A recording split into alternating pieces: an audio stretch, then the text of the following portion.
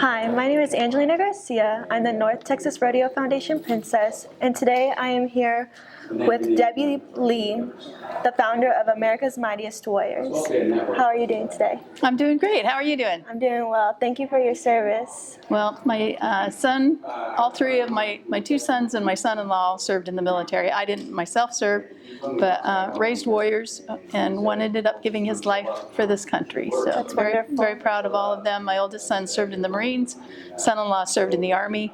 Mark was the first Navy SEAL that we lost in Iraq, and my brother served in the Air Force. So I'm proud of all branches of the military, and I can do the hoo-yah, hoorah, hoo-ah.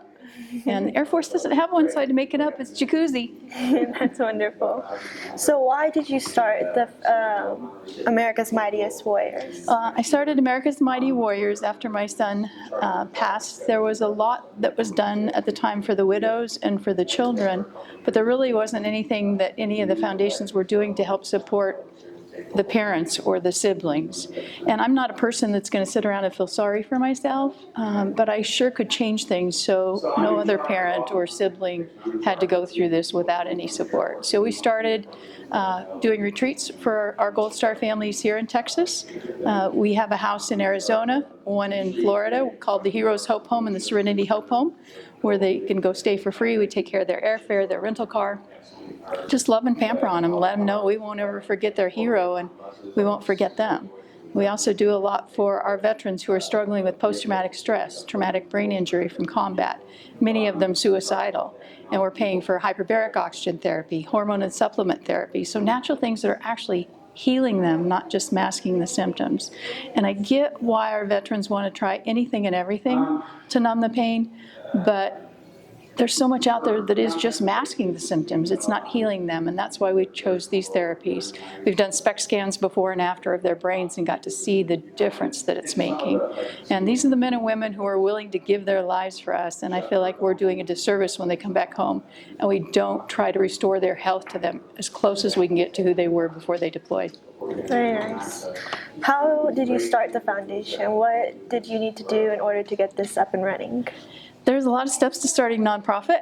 You have to register with the IRS, your paperwork and your intentions, but it's pages and pages of how you're going to do things, the planning, how you're going to do fundraising, who's going to be on your board.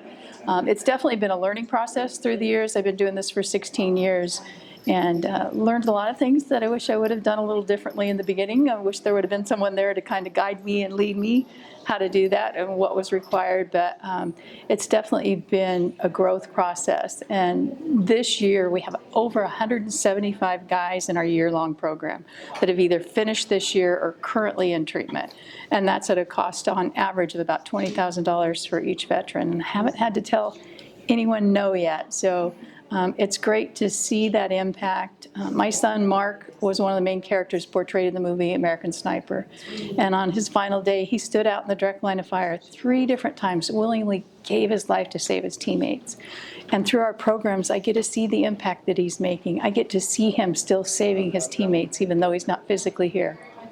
Wow, that's amazing. Yeah. Is this your first Airpower Foundation Gala? This is not. I don't even know how many I've been to. I would guess this is probably about my 7th one. We've been a sponsor. I think this is the 3rd time that we've been one of the sponsors for the event for Skyball, and it's an amazing event.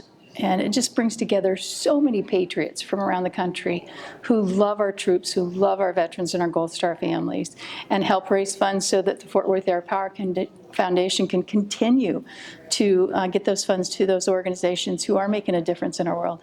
Wow. And what's your favorite highlight from your galas?